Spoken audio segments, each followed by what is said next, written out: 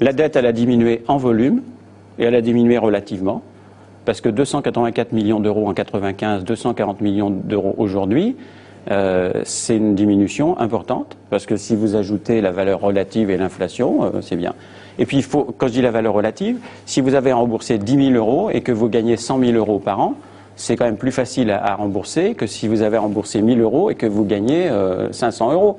Et donc, il fallait 43 ans pour rembourser la dette de la ville en 1995. Il faut maintenant 12 ans et 3 mois. Donc, voilà. Alors, évidemment, en augmentant les impôts, on pourra aller plus vite, mais ce n'est pas mon sujet. Je ne souhaite pas le faire.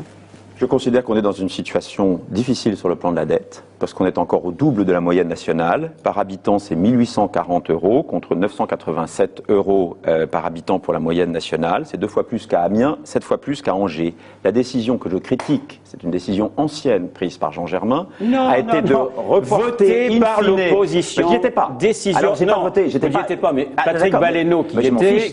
vous affichez.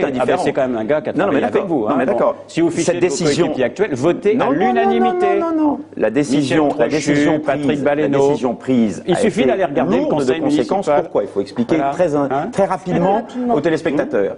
C'est qu'on a reporté in fine le remboursement du capital. Pour avoir cela a fait qu'on a eu des intérêts plus chers. Bref, pour la faire brève, ça a coûté 48 millions d'euros supplémentaires parce qu'on a reporté in fine le capital.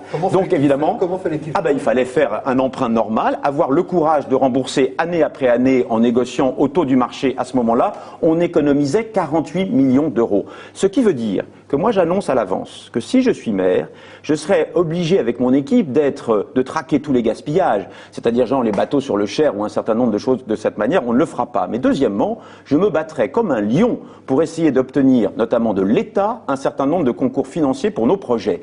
Et je dis aux Tourangeaux, quand je leur dis pensez à votre intérêt, que peut-être que pour obtenir ces crédits de l'État, même si l'État est impartial et qu'un gouvernement doit être impartial, ils ont intérêt à avoir un maire et un président de communauté d'agglomération plus proches du gouvernement qu'un opposant notoire.